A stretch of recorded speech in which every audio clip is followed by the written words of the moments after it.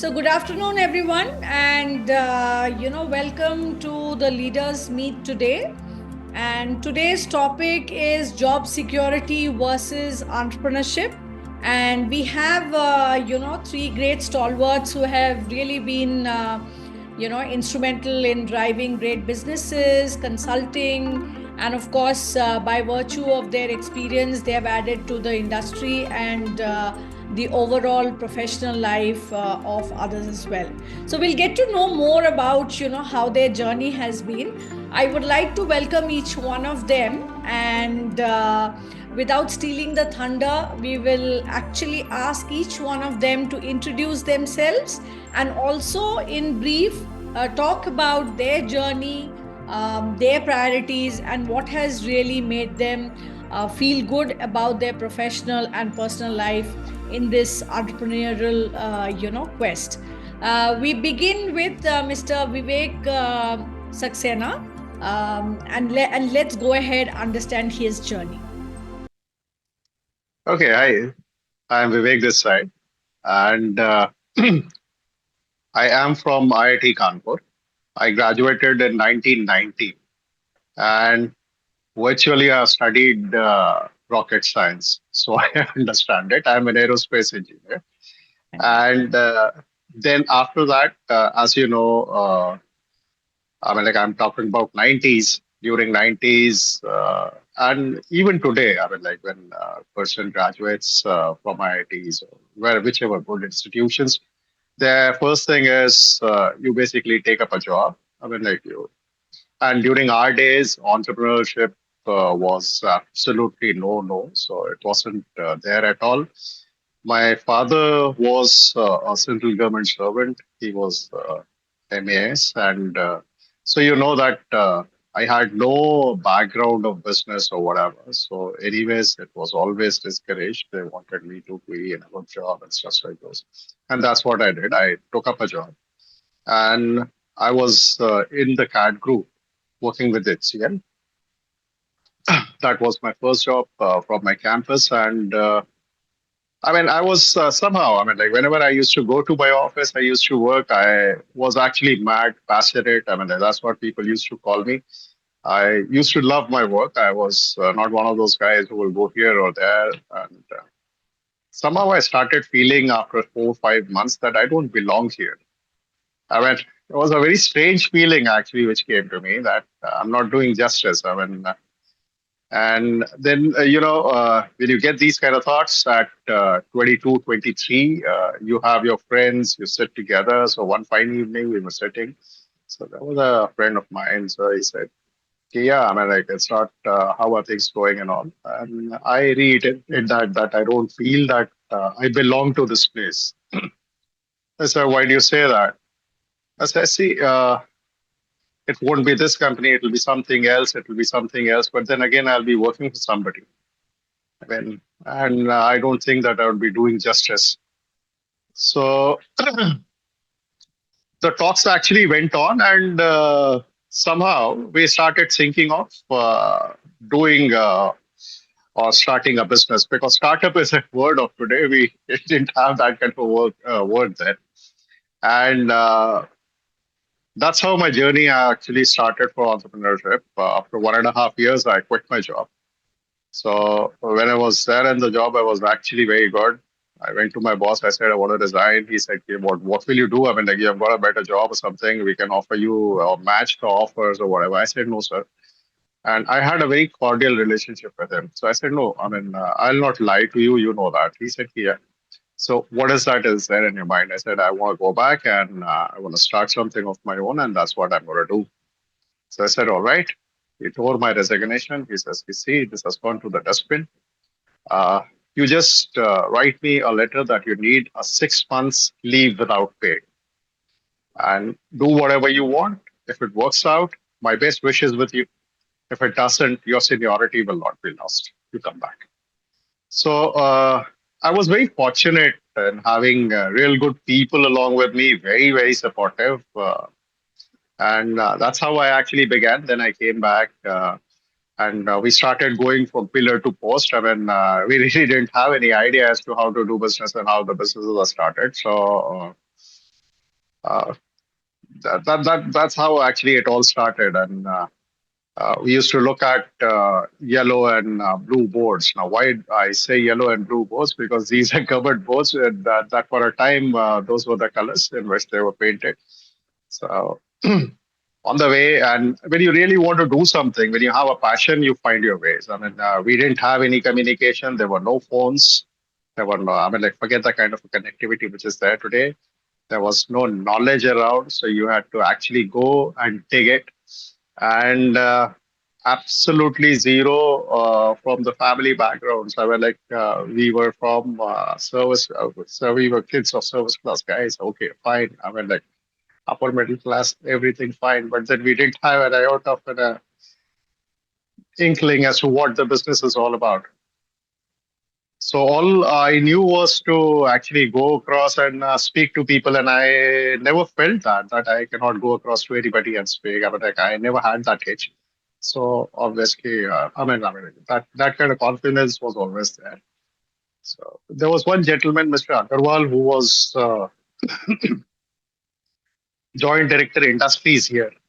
So I went across to him. I started speaking. He said, "Yes, what do you want to do?" And like, why do you want to see me? I said, sir, I've come here and I want to start a business. So he was actually perplexed. He looked at me. He said, "You, wait, what's your name?" So I gave him my name and what have you done? I said, I'm an engineer from IIT Kanpur. So he said, which batch? I said, 90. So he said, my son is there. I mean, he must be junior to you. And he gave the name. And perhaps, as luck might have it, we were basically in the same hostel. So I said, yeah, I know him. So that's how it grew. And that's how, when I basically want to do something, the universe helps you if the passion is high. So after that, it was no looking back. I kept on moving across, meeting people, finding out. Of course, it took me 1.5 years to get everything right. And then Horizon Automation Systems was born. That was my first venture. And with Horizon Automation Systems, we started with the distributorship of Xerox. Xerox Corporation US. We got in touch with them. And then within Xerox, there were certain opportunities which were there for software development on their software development side. So took up those, became their premium partners. Then Mathura is very close to my place, Agra. So IOCL was there. I had a few friends here. So started with my consultancy business at IOCL and ADRD. ADRD is DRDO lab at Agra. And there actually I had a help of my professor from IIT Kanpur. So I had, like what you call in today's world mentors. Yes, I did have mentors with me. I had people who were helping me out. And that's how it all started. Okay. So that's a short story about me.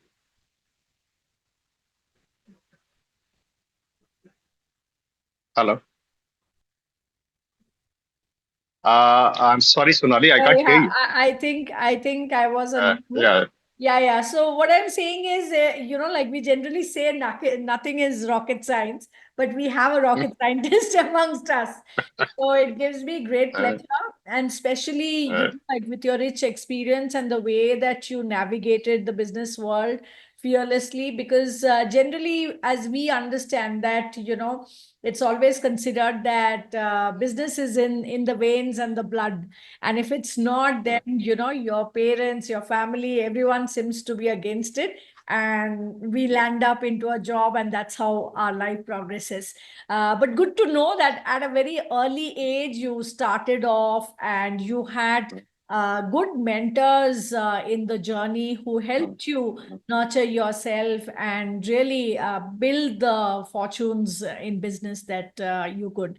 Okay, so we'll come back to you. We have a lot of questions Sure. and Yes. Yes. learnings that we want from this that could help a lot of youngsters today. Because even when I started my business, I was told that, who will manage your financials, who will do this? We do not have a business person in family. So how do you go about? And then I realized that, like you said, that the universe comes through, and all these people are created around you who can become your ecosystem in terms of guiding and also supporting the vision that you have taken in your business. Wonderful. Let's now quickly understand Mr. Bharat Masudi, who is also there with us. His screen shows his iPhone. Of course, we would like to know from you that how did your journey begin? Yeah. So thanks, Sonali. I did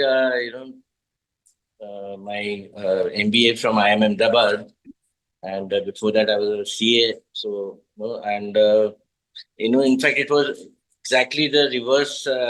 In my case, where my family was in business, but because I mean, there was a corporate placement which happened, and the corporate sector was getting liberalized thanks to Manmohan Singh and all.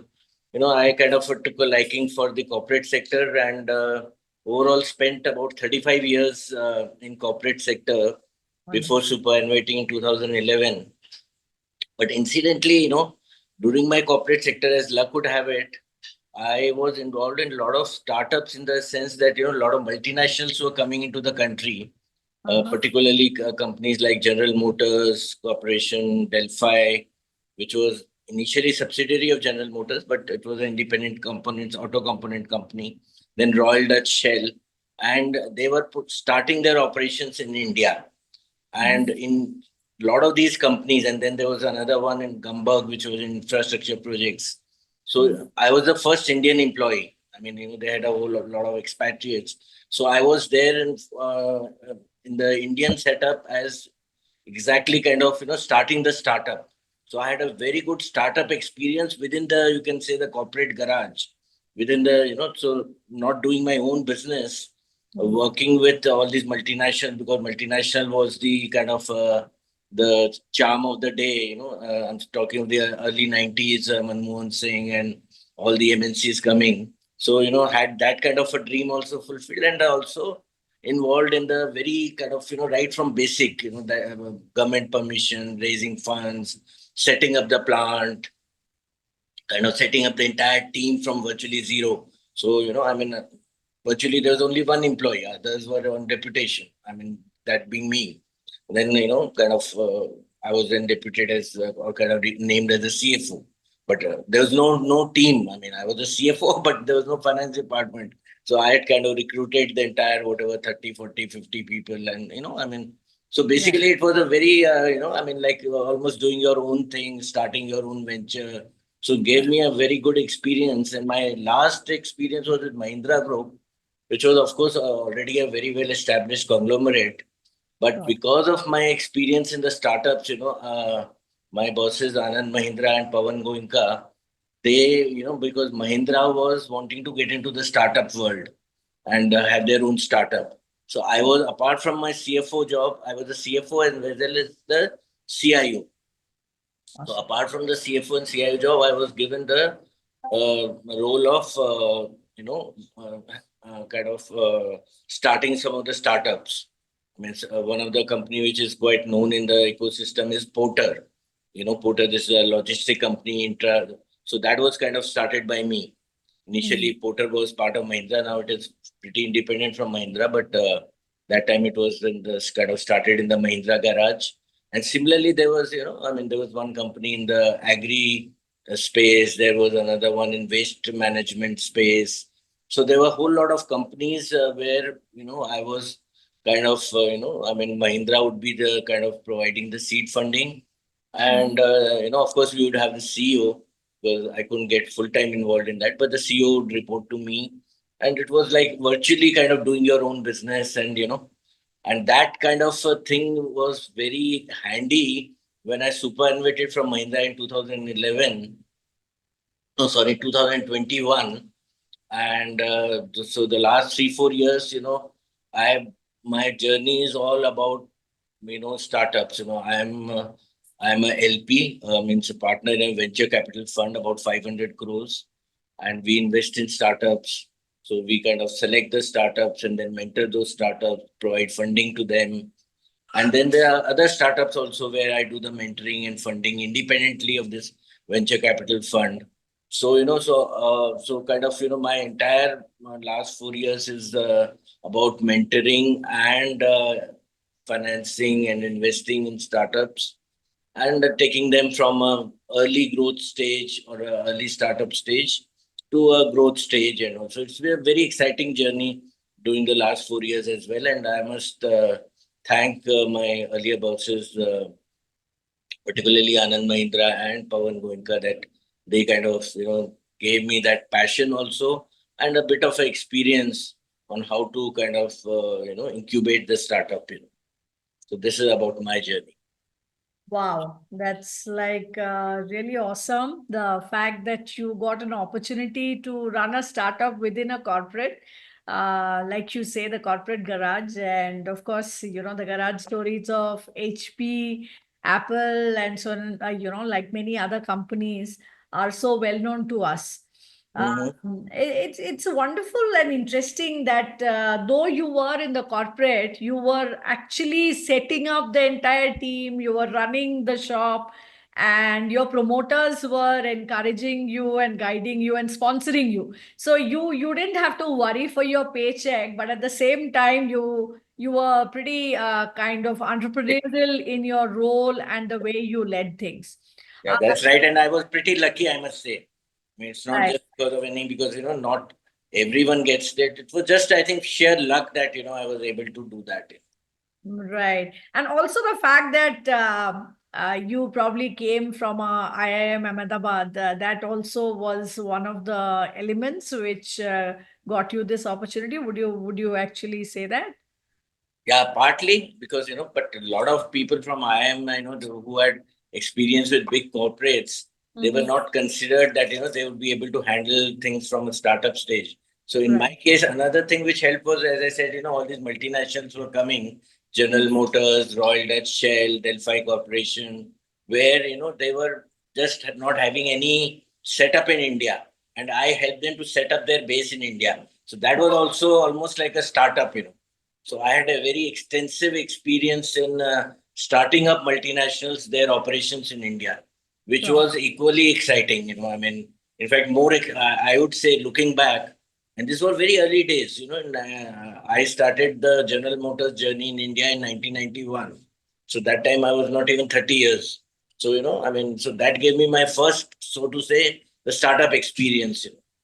Right, right. And also the fact that you had the courage and the conviction to take up a challenging role like this in terms of, like taking the full authority and navigating, setting up those organizations in India. So I think that's also something that comes from within that, like you said, that some of your batchmates were like, would go for something which is already set up versus Yes, yes. yes, you took up more challenging role in this sector.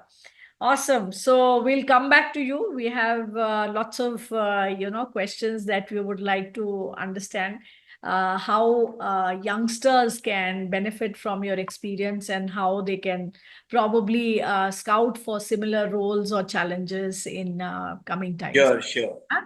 Awesome. Now we will go to Mr. Manish Agarwal, who's one of our speakers this afternoon, and understand, how his journey has been. So I come from a small town, Prayagraj, and I come from a very, very hardcore business family, which are essentially small-time traders and money lenders. So that's the rough background. Upper middle class, you can say, trading and money lending type of business. And in our family, there was no concept of anybody doing a job. I mean, when I was in school, it was very sort of assumed that you will go and be part of the business as part of your career. Something very transformative happened when I was in class 8th. I actually failed in class 8th. Mhm. So it appeared to me that, or, there was some advice I received from some of my elders that I should sort of make a career outside Allahabad business. Because remember, Allahabad is not a very, at that time at least, it was not a very entrepreneurial friendly business because the governance was not in place and so on and so forth. Right. Mhm. So then I decided that I'll study, and from next year I started doing very well in school. Uh-huh. And by the time I reached in the next year, in fact, I decided I'll go to at that time, my goal was set that I have to go to IIT Kanpur, not because I was interested in engineering, frankly. It was more of getting a brand, so to speak. But I slogged out and finally reached IIT Kanpur in 1988. Now, in IIT, I figured out I'm not really cut out for engineering. Engineering is not my cup of tea. It's just that I've got in there, and I enjoy business. That's where I come from. That's what my family background is. And my father encouraged me to get into a job or whatever. He said that, his principle at that time, or what he taught me, was that whatever money we have in the business, you'll anyway get a certain rate of return on that. Go and do a job. That's your separate income. Right. Then after figuring out that I am not cut out for engineering, I decided to try for MBA. And this was based on a conversation I had with one of my IIT batchmates. Mhm. So I tried for all the IIMs. In fact, I got into all the 4 IIMs, and then finally I landed up at IMA, Ahmedabad. Mhm. So then it was cut out that, okay, I'll start doing a job. And then I landed up with my first job is Citibank, which is very entrepreneurial in its character, nature. And Sure. so the interesting part was that when I joined the bank, one day my father asked me how much money you are getting. He came to Chennai, where I was based. So I Right. told him my salary. He said, "Arey, तुमको बस इतना ही पैसा मिलता है? नाम दर्शन छोटे." So that's the remark he made. And he said, "Why don't you come back to Prayagraj? You will definitely do better than this."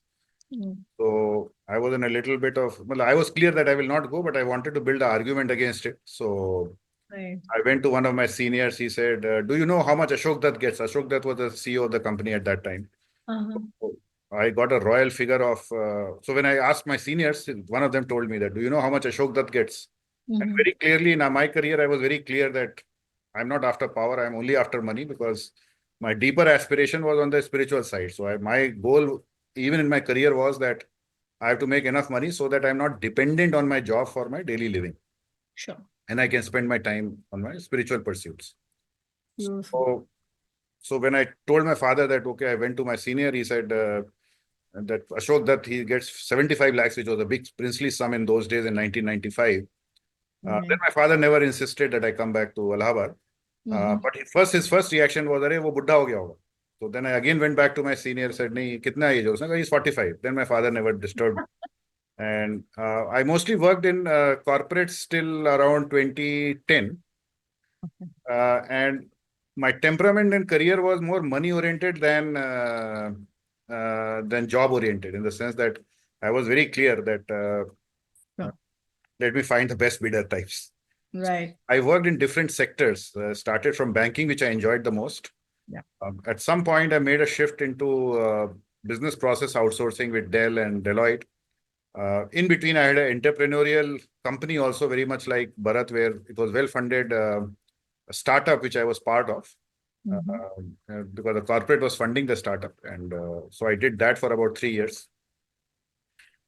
Then in 2010, I had a very interesting stint. It was not an entrepreneurial stint, it was more of a teaching stint. So for 4 years, I taught at MBA institutions in Singapore, Dubai, and some of the IIMs in India. And then I went into another corporate stint, which was more interesting. It was completely unrelated to what I had done in the past, and that was in solar energy. Wow. I was heading a solar energy firm in a listed solar energy firm. I was the chief operating officer. And after Great. the stint, I was clear that I will not go back to corporates. This I was clear was, though I didn't know what I will do. And Right. I was not in a rush, because by that time, I had made enough money, which met my original objective, which is that I'm not dependent on a job for my daily living. So I sat down very coolly, thinking what I want to do next, and with the constraint that I will not go back to a regular job. Correct. This process lasted about 1 year. Interesting. And it happened very naturally after that. So after 3 or 4 months, I was talking to one of my batchmates from IIM Ahmedabad. And he said, why don't you get into the financial advisory business? And he said, in India, advice is plentiful. Quality advice is very difficult to get. And he suggested to me that if you get into it, chances are over a period of time, you'll get enough clients. Right. Now, this appealed to me because I had worked in Citibank and I had seen how wealth managers had actually taken a lot of our investors for a ride.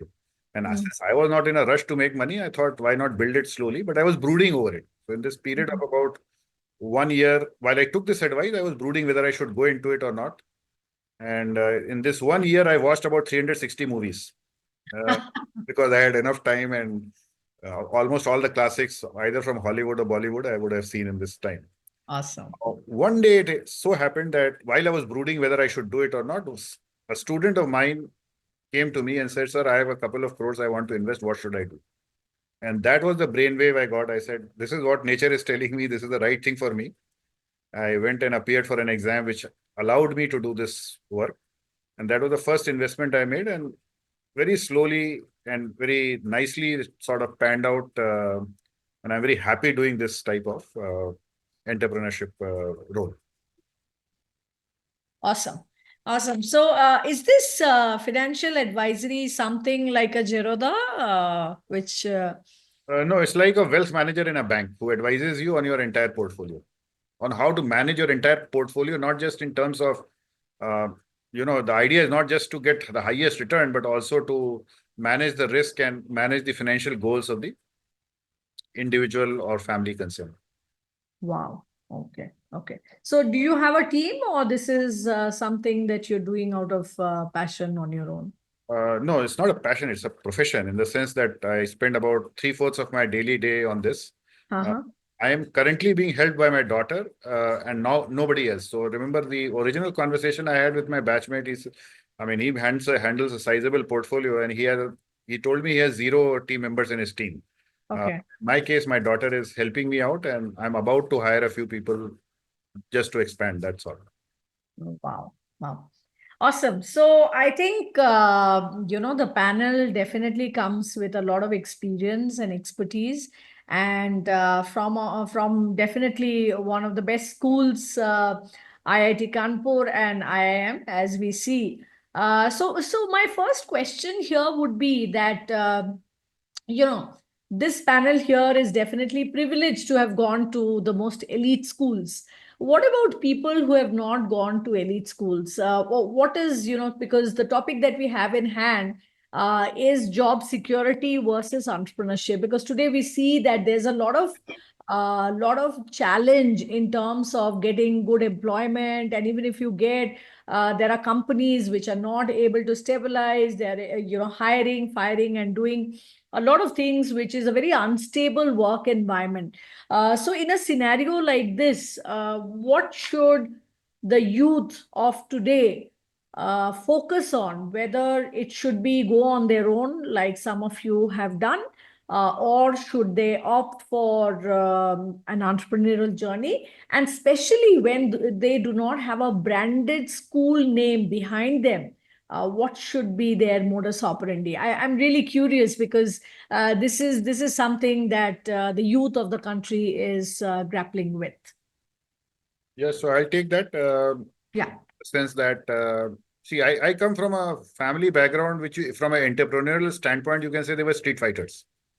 But they were small trading business, money lending business, which is very small. Nobody in Allahabad, nowhere else outside. So the mentality of a normal graduate who is not necessarily privileged with a pedigree, has to be that of a street fighter. Now, in that street fighting type of mindset, because you have to survive day in and day out. Absolutely. The approach that one takes is about cash flows. How do I manage my cash flows? It's not about valuation. When we talk of startups, the media part of the startups is going to the valuation part of it. Right. Whereas a normal entrepreneur, a normal person who, when he graduates out of school and who possibly cannot get a very fancy paying job, will have to run a business which will manage his cash flows, which is on a almost a struggle on a day-to-day Right. basis. So you need to have that street fighter mentality, cutting corners and making sure that the business is financially viable. So if you ask me the question of what they should choose, it depends on the opportunity that they are getting. And whether they are really suited to think in terms of business, because a lot of times, a lot of children, particularly some of these privileged children I am seeing in families, they just don't carry the business sense. They are carrying the sense of what I would call as entitlement. That, I'm entitled to a good life because my childhood has been very, very. Right. So how do you counter that? Because entrepreneurship does not allow a room for entitlement mentality to. Absolutely. I mean, if I were to put entrepreneurship at that level, at an entrepreneurial level, when you're starting your career, you are the CFO, CIO, CTO, all Peon to in president. one, which includes कि अगर घर में वहां पे दुकान पे बैठ के झाड़ू लगाना है तो आपको लगाना है. लगाना है. Correct. And I used to do that when I was young. Sometimes the servant did not come. Yeah. I did that. I mean, and I had no shame about it because that's Right. the culture in which we were brought up. Right. Right. No, Manish, I think you're absolutely right here, because this is something which is at the grassroots level. I mean, like, people think about entrepreneurship in way here, sab kuch, I mean, like, I'll get funding, I'll get this, I'll get that. I mean, those are the ideas actually which are there in the minds of the youth. And I think Manish has made a very subtle point. You should be prepared to do everything. I mean, like, right from the peon of your office to the MD of your company. Absolutely. You are a solo player. As long as you're a solopreneur, that's what you are. I mean, like, and you should not be ashamed of doing things of these sorts. Yeah. So just a quick digression at this, that, like nowadays, what I see the trends with these kids is that, okay, like 5, 6, 10 people will get together, start this journey that, okay, we'll run the company together and so on and so forth. So in a situation like that, of course, the work is divided amongst them, and they are trying their best in terms of whether it's getting funding, whether it's getting clients, whether it's driving this entire journey forward. Because we have seen whether it's NASSCOM, whether it's NSDC, there is a lot of funds in the market, but to be able to, get those funds, there are some strange rules and regulations around it, right? So some people get it and some don't.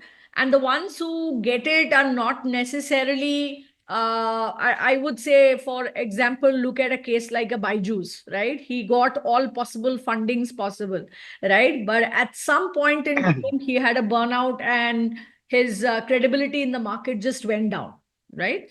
So my question here is that, of course, the youth today, especially coming from middle class, good families, feel entitled. Their parents have actually raised them that way, where they feel an equivalent to anybody and everybody in the society. To an extent where they feel that, okay, if somebody else has done it, we can do it as well, which is a good mindset to have. But when the harsh realities they are confronted with, how do they go about finding a route which is going to nurture them into getting the kind of results, or really accomplishing the vision that they have seen for the business? So how do we have a recipe for this? Because I understand peon to president is a mindset that they need to have. And I would say, when I interact with the youth today, I do a lot of workshops as well in colleges, in corporates, and otherwise. When I come across these people, I feel that some of them are really kind of, they have that mindset and they are doing it. But in spite of them, they are not very successful in the business. So what is this recipe which is going to help them in terms of getting success in this journey? Because as against a corporate job where you are getting your salary, you're getting your bonuses, your overall livelihood is taken care of, we see that entrepreneurship is a larger game where things are not assured. If today market is good, you're doing well, tomorrow some other competitor comes in, and then you have a challenge in hand. Yeah, Sonali, so that's a very right and a very pertinent question. And, in fact, I see it in my day-to-day life, particularly, as I said, last 3, 4 years. Yeah. And, in fact, we were looking, and I'm sure you are aware of those statistics Yeah. of the startups in India. And of course, a lot of them are, I mean, they get their funding also, but despite that, the Correct. failure rate is 95%. I mean, there's some statistics compiled by good institutions that Yeah. only 5% succeed. And in fact, I'm associated with Vadhwani Foundation. I don't know whether you have heard that name. Yes, yes, of course. We have trained for them also. Yeah. Yeah, yeah. So Vadhwani is one, it's a US based NGO. Yeah. So they are into this mentoring and incubation of the startups. And Right. similarly, at the state level, you have the STPI and various government, semi-government agencies who are engaged in this. And I mean, ultimately, as we are normally prone to do, come up with a template which would help them to kind of, in the startup journey, particularly in the early stage, go through the grinding, whatever, So one of the thing is that, GTM, you must have heard of this phrase, go to market strategy. So most of the startups, they don't have that go to market because see, they come up with an idea and a product and they say that, we should sell that. Okay. But I mean, they have not, not the right point to where to start. You have to start initially with what is the problem area, what is the pain point of the customer, and what the customer wants. Maybe the product or the services which you have in your mind, it may not be what the customer wants. And that is the biggest failure point. I mean, that is all research. But so, we go through a lot of that workshops and incubation, particularly in Vadhwani and some, US Embassy also runs a startup kind of a mission where, so this period is almost 6 to 9 months, with the startups who are associated with them. And that, in fact, improves the what I would call the success rate and reduces the failure rate. But despite that, the failures are there. So the failure would definitely be there, but one has to go through that grinding and the process where you kind of look at the market and the customer rather than looking at I mean which say engineer. I'm not using an engineer just as such, but whoever I mean those 7 8 individuals would come. They say that okay, we want to go for electric vehicles now. I mean, there are so many people in electric vehicles. What is the pain point in the market? If you are not addressing, then even if you are able to come up, firstly, coming up with an electric vehicle is not very easy. But still, if they come up, it will not succeed if they do not understand what the customer at a particular price point want. So what I'm saying, the process is much more rigorous, and I'm sure it should be kind of structured as a course also in the universities. That's kind of my out of box kind of a suggestion. So Right. what do you? I think Vivek wants to say Yeah. something. Yeah. Please. No, no. I think there are two very important points which have come out of this discussion. One is, see, what Manish said is really right because I had zero background of any business and I have learned it the hard way.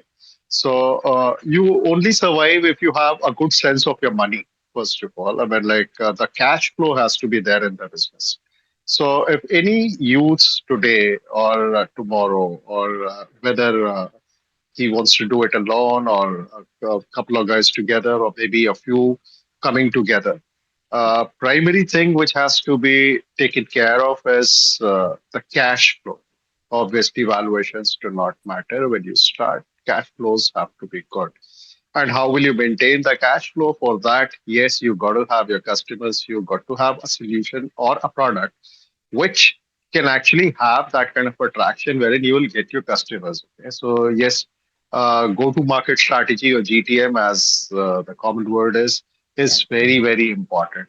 Say, having a good tech team, perfectly fine. You can actually get a dozen a dime today. So, that's not a problem. Then you have AI tools and others helping you out. So, basically, designing a product or coming up with a product is one thing. Of course, idea is the primary, so I don't discount that because that is the creativity part of it. But the implementation part is simple. Now, along with that, what basically you need is a very, very good marketing strategy, and it has to be both. You should have your marketing strategy in terms of short-term goals, mid-term, and long-term goals, and the strategy has to be devised that way. I should know what I'll be doing in first year, what I want to do in, let's say, 3 years down the line, where I want to be, and how I'll be handling that. And I should be in a position to see myself, let's say, 10 years down the line.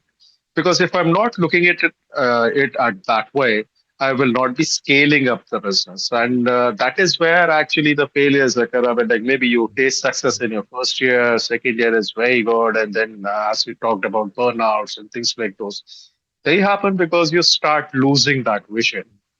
You never thought that much. So you need to have that vision also. Right.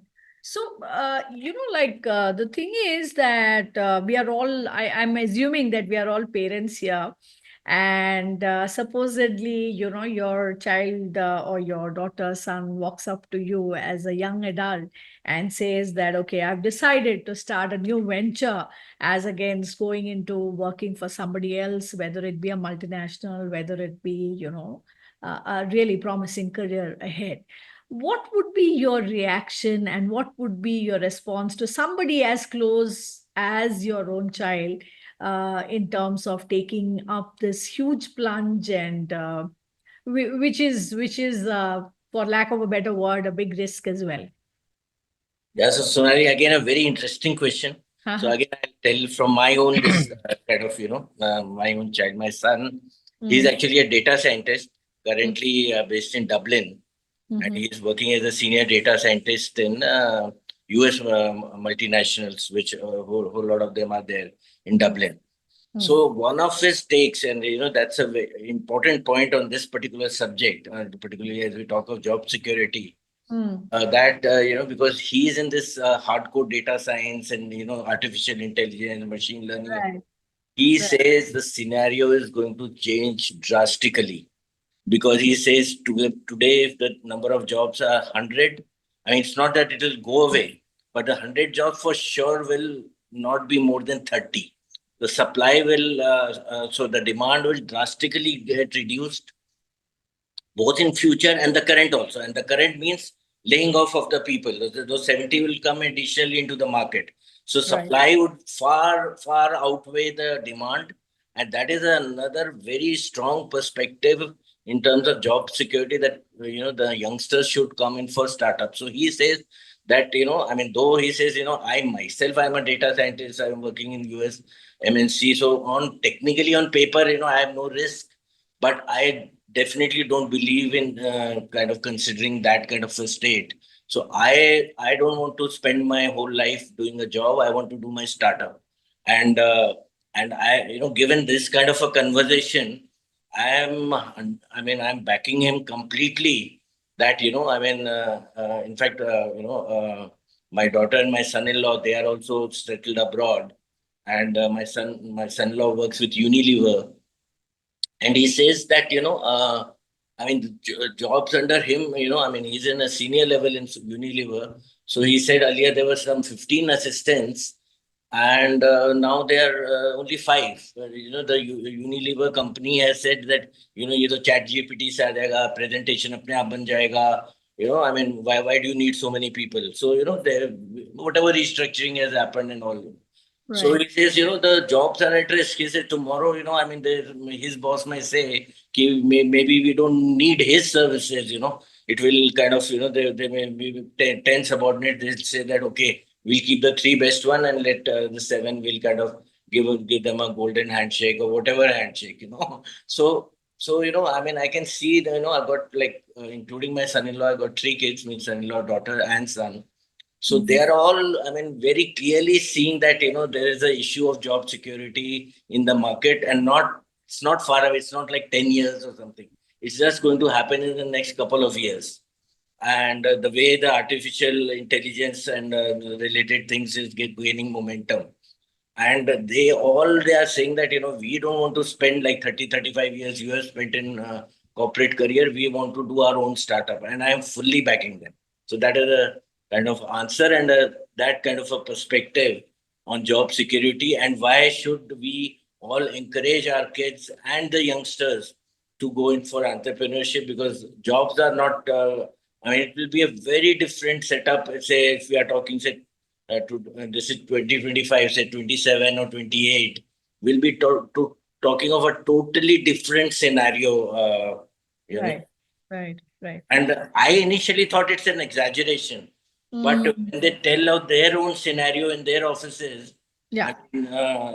it is a reality. They say that we are witnessing it day in and day out, in those European companies, they're working for 3 different European companies, and layoffs are more than the recruitments. Absolutely. In fact, I interacted with some placement folks recently, and they were saying there are IIM graduates who are waiting, who do not have opportunities. There are like Ivy League students also who are jobless. Yes, so yes. I do understand the scenario in the market. However, I just have a progressive question to that. Has our education system really prepared these youngsters to take up opportunities or to kind of go to the market and start off with something like this? Because right from school to colleges to universities, everyone has just one mindset: we will do campus, we'll get you a job. Yes. Right? So my answer is, of Yeah. course, no. Yes Yeah. is on your absolute last question. But Right. what I'm saying is, on your earlier question, as our education system, definitely not. But forget about, I don't want to blame India or something. Forget about the Indian course. education system. Even the US education system I agree. Absolutely. has not equipped, the mindset of even an Ivy League a person. He spent a couple of crores on his, because normally they're, about a crore every year of Right. good Ivy League school. So, spend couple of crores, taken a good education loan. So True. he's looking for a job.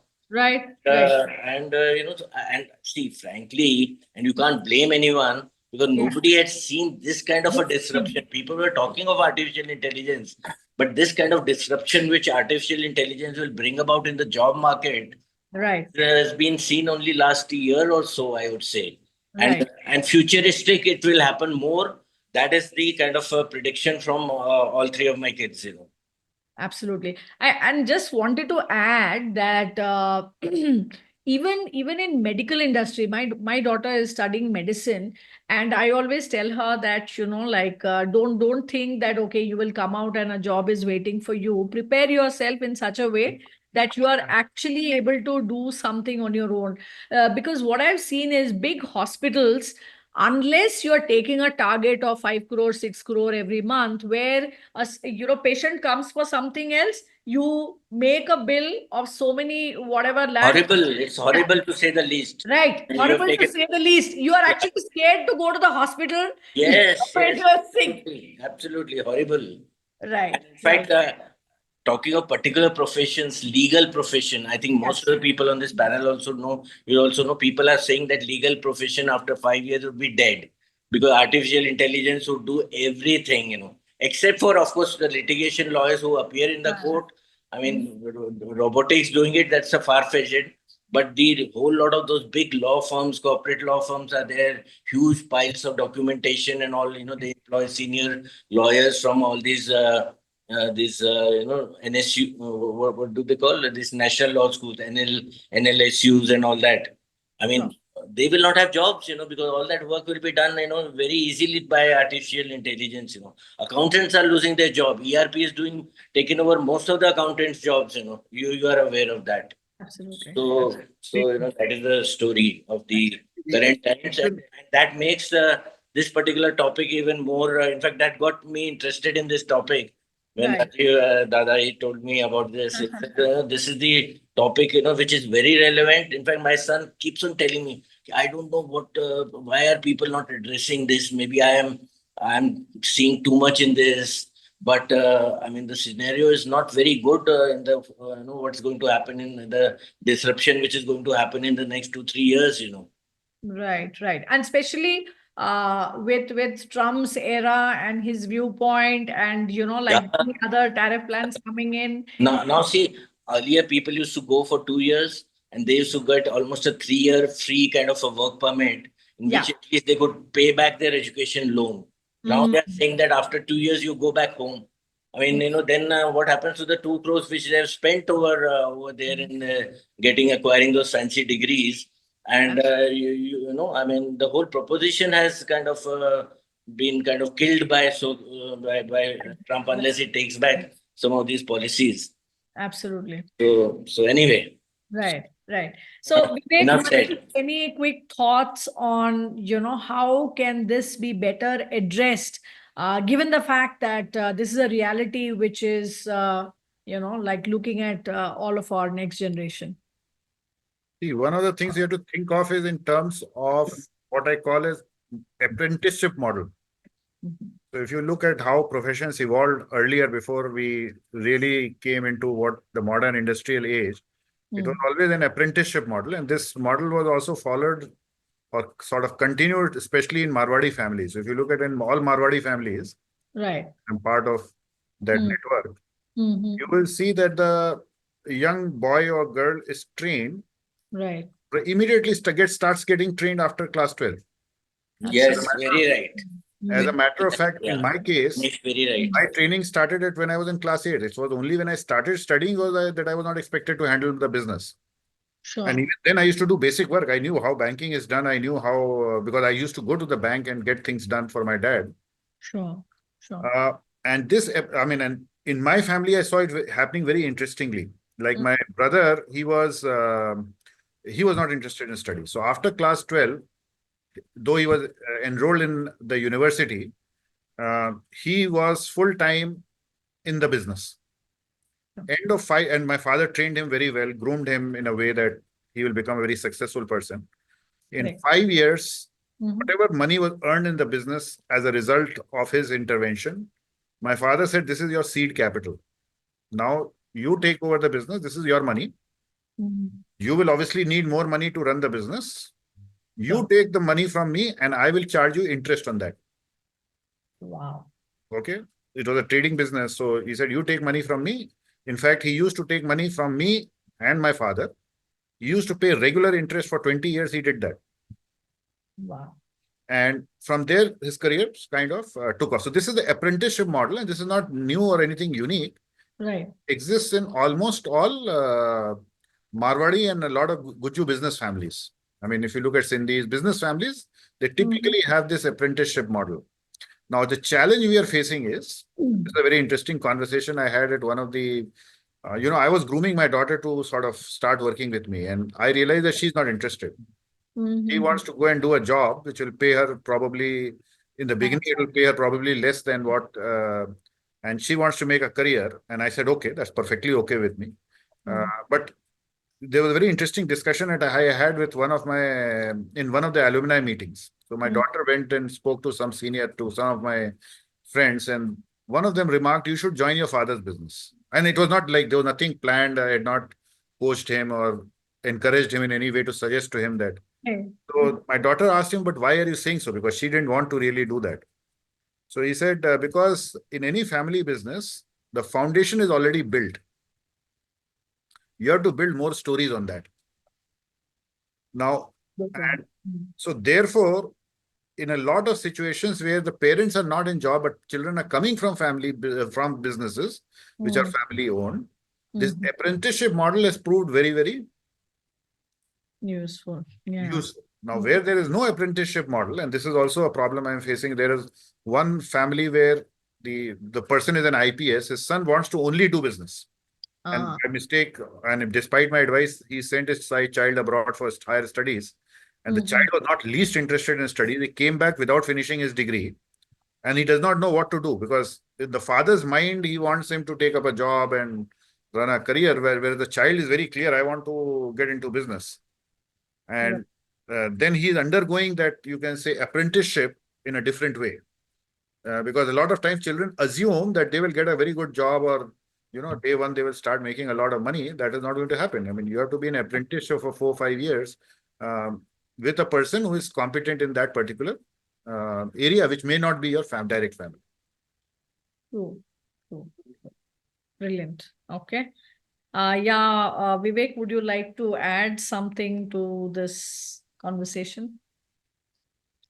I think I would like to touch upon a lot of things have been discussed about as to why and how things are changing, that the jobs are going to dry up and they're going to go out of the market. I Yeah. have a slightly different take on this Okay. because, see, at the end of the day, if you talk about artificial intelligence, Mhm. it is prefixed with artificial. So you cannot take intelligence away. But then, Right. yes, it is going to bring a major disruption in the market, and it has already started. I mean, if you check out on the layoffs at Google, or if you check out the layoffs at Microsoft, Right. these were all those engineers who were basically building those models, building those LLMs. Okay, and Right. now when the LLMs are ready, their models are ready. Right. They're no more required in that. So yes, it is a tricky stage wherein a lot of skill sets are required, and that holds true for any business also. So in case you want to walk into any kind of a business, you need to be very, very correct with whatever is happening on the technological front, because Mhm. it is going to change the landscape altogether. It's a tsunami which is going to happen, right? And I don't know how many people do remember, but there was a joke sometimes back. I mean, when Rajiv Gandhi was there, when he started talking about computers. Okay, Right. Absolutely. so when the computers actually came into India, there were a lot of naysayers who said, "Hey, it will take away the jobs, it will do this, it will do that." Yes, I mean, like all those people who were there in the traditional kind of things, they were no more there, so they have been shunted out. But then, different kind of people with different skill sets, they were required in a much more number, right? And the similar thing is happening again with this artificial intelligence. Why I can tell you this is because, see, currently, like whatever I'm doing, I'm consulting and I'm into building up a model of AI, right? And this is for PE firms actually that we are doing. So I'm giving you a small example. Uh, 500 page a 500-page agreement. It can be a merger and acquisition agreement. It can be any other agreement, a JV agreement or whatever, right? AI cannot understand. And the industry has been grappling to find a solution to it. I have got 3 startups working with me on this particular project, and that is what we are trying to solve. Right. So, see, you cannot take creativity away. And let us be very confident about it. See, if you want to do business, you have to be passionate about it. Firstly, you have to have that passion. Correct. Secondly, you have to have that grit. Thirdly, Right. obviously, you need mentorship. Without mentorship, you cannot do. And as Manish he just mentioned, he's very right there that yes, people who come from business family, they are blessed that they have mentors, okay, or that model which he was talking about, apprenticeship model. So Yeah. they have a place where they can actually do an apprenticeship. And if Right. you do not have that kind of a backing, like in my case, then you have to grind. You have to be ready to listen to everyone, listen to whatever who's saying. You have to be a very, very good listener to begin with. Then you start talking. So with that, I would say that see, it will remain the same way. I mean, this is what I see it as. People who would want to do business will do business. They will be great business leaders, and that's how. Obviously, there are challenges and all those kind of things. But then, where they are not, they're there in every place. Absolutely. So whether you're in a job or whether you're, that's the line which you're choosing. Okay, Right. so it depends as to which way you want to go. And both ways, I don't see. I mean, and as long as if you have talent, if you have the proper skill sets, according to time. See, the same thing will not, what is true today will not be true tomorrow. I have this statement, which is my personal statement. I say it this way, that truth is not an inherent property stagnant. Okay, it is function of time. Truth is always a function of time. So it changes with time. So you need to understand that, and that's all. I mean, obviously there'll be transformations and huge transformations. Like data is new oil today. As oil changed the whole world, likewise, the data is changing the world today. And this, yes, transitions are difficult. Right. So Right. until they settle down, there will be this disruption, and obviously, the generation which is there during this time, they need a lot of help and lot of mentoring. That's Right. very important. I mean, that's how, or that's what I feel about it. Sure. So, in fact, in context to apprenticeship, the Karnataka government, I'm based out of Bangalore. So, my previous role was as a head of HR with a travel company. And we had the government officials come to us and tell us very clearly that, they have introduced this apprenticeship. So you need to have at least 10% of your employees as apprentices who are going to be learning the trade and working with you and so on and so forth. So I think as far as the government is concerned, slowly and gradually, they are taking a stand on introducing these elements. In fact, CBSE schools have entrepreneurship as a subject, right? So with economics nowadays, I've seen a lot of my daughter's friends had taken entrepreneurship as a subject. So it is the small steps are being taken by the government, by the school, by parents in getting reoriented, because there was a time when we only had doctor, engineer, chartered accountant as the only professions which all parents wanted their children to take. Today it has changed. Today, when a child says, I want to get into singing, I want to get into acting, as against going into a very formal education and plan, they are more receptive because they have gone through the grind. They have seen, nothing is easy. So, in that context, why not take an opportunity where the child is passionate? The other thing that I would like to also mention is that even in jobs today, I think youth who are getting hired, they are also looking for intrapreneurship. So something where you get into the organization, you lead verticals, you lead businesses, not with a strategic guidance that okay, everything served on a platter to you, but there is a lot of ambiguity that the youth has to deal with in terms of coming up with solutions, which we heard from Bharat as well, that she joined a corporate and they had a corporate garage where he mentored a lot of startups. He brought about a lot of different solutions. So in today's market, multinationals are also looking at youth like this. So just to also go back to what I had asked earlier, that is it only by having credible organizations as an institute degree that they can thrive? It's not true, because today even people, recruiters are testing them on the skills that they bring to the organization, that a degree is not enough.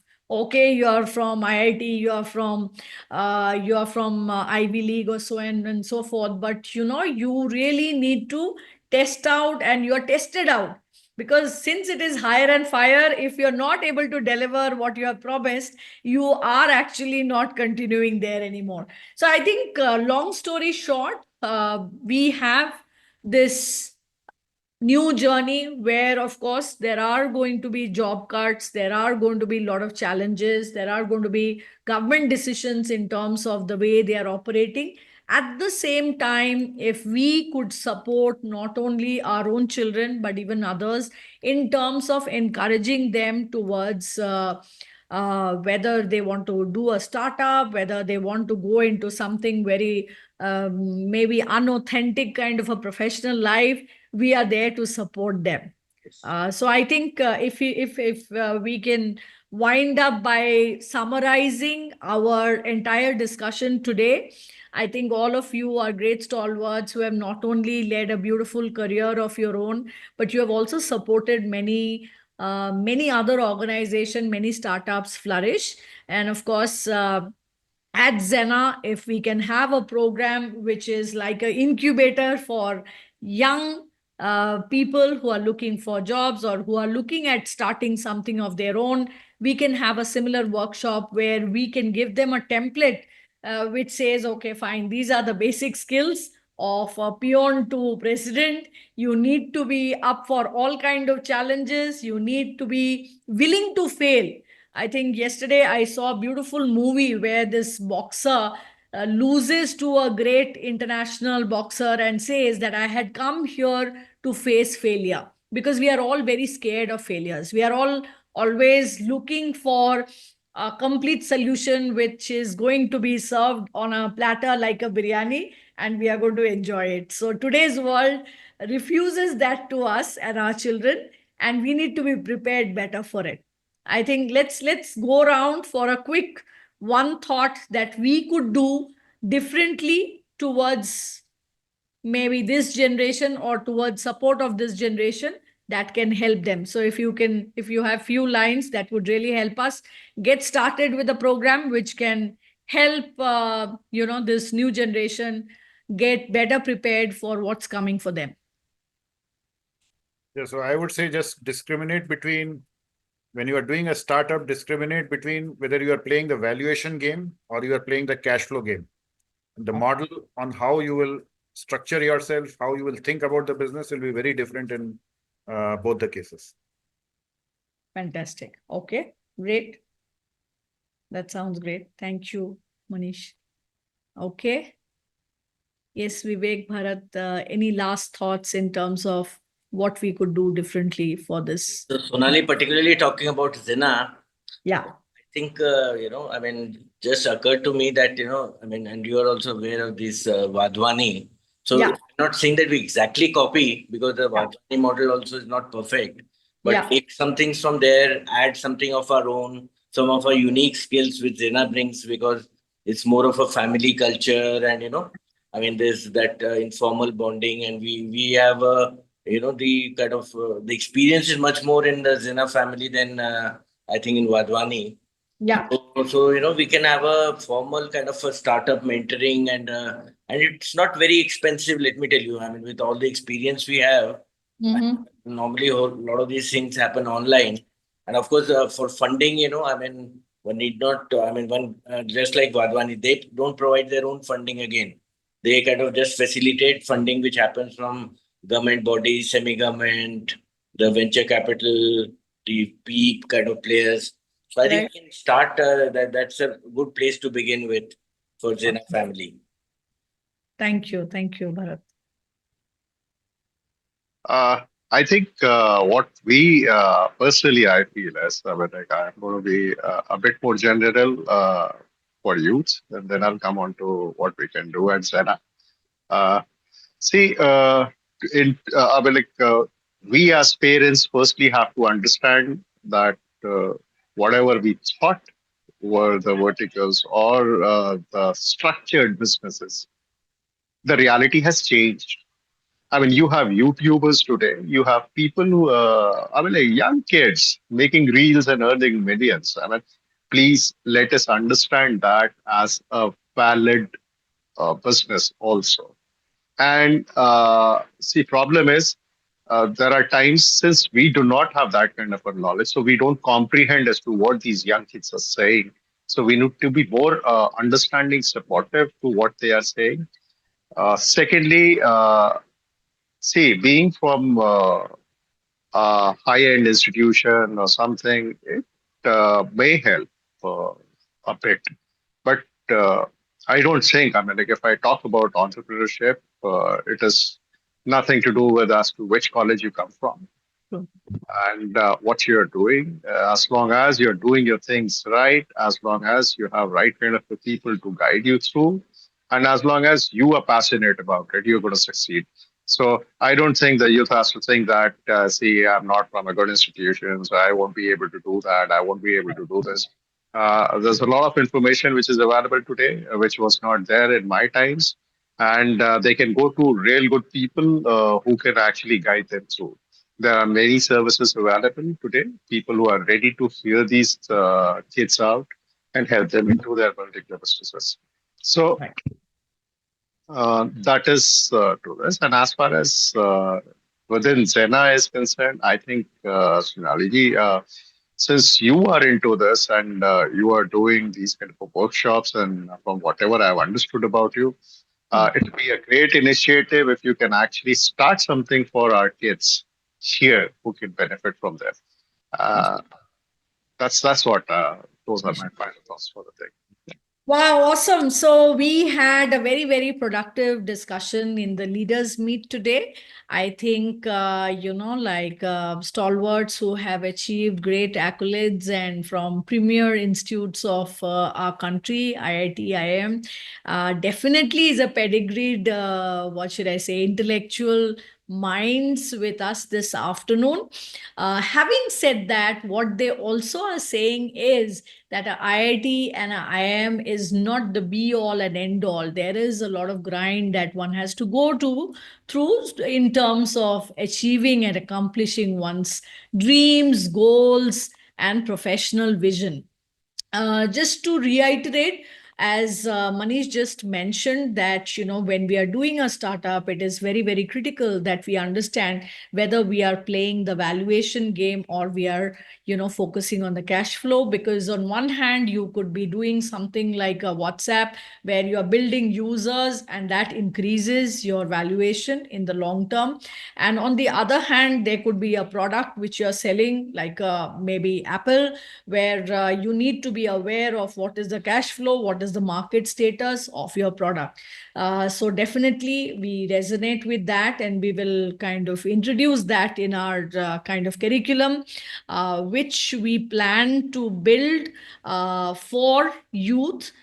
Because just to digress a bit, when I was in Calcutta the other day, I really felt extremely a lot of pain when I saw the youth giving money to get a job, and then they are taken out of those jobs and they are on the streets violating, feeling helpless. And this is just not where we want to see India as a country, because it is slated to be that we are going to be one of the superpowers. So our youth is our biggest, what should I say, power.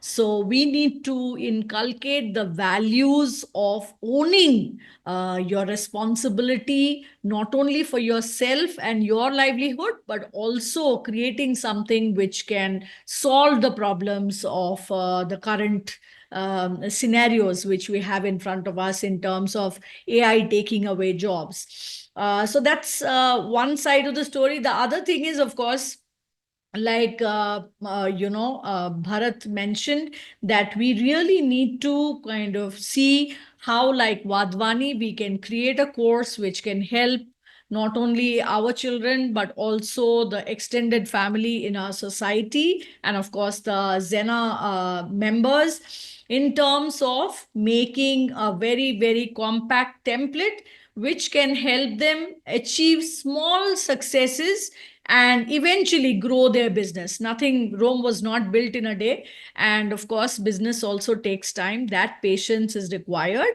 And finally, I totally resonate with Vivek when he says that, of course, there is AI. There is this new genre where, like businesses are laying off because of these tools.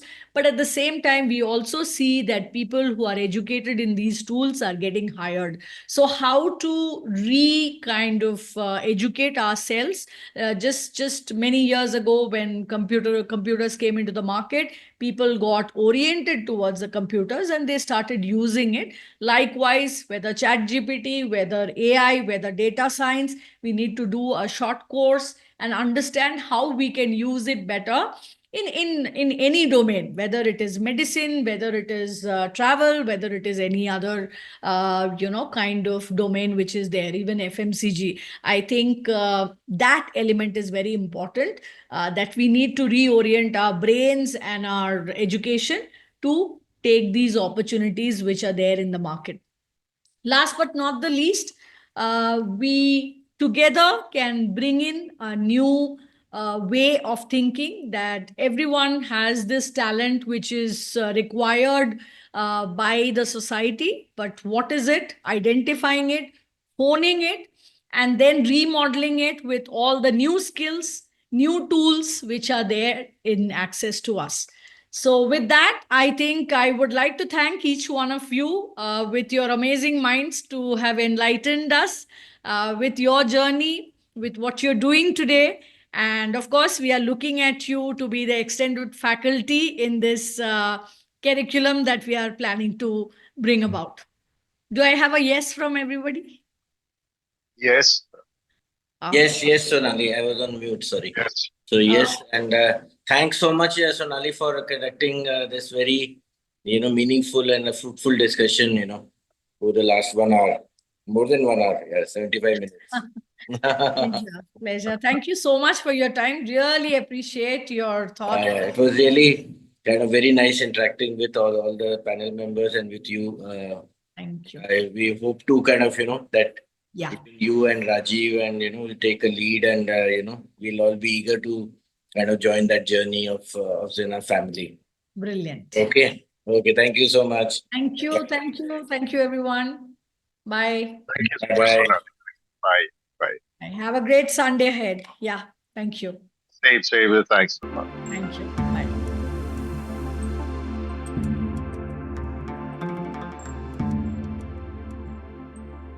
Bye.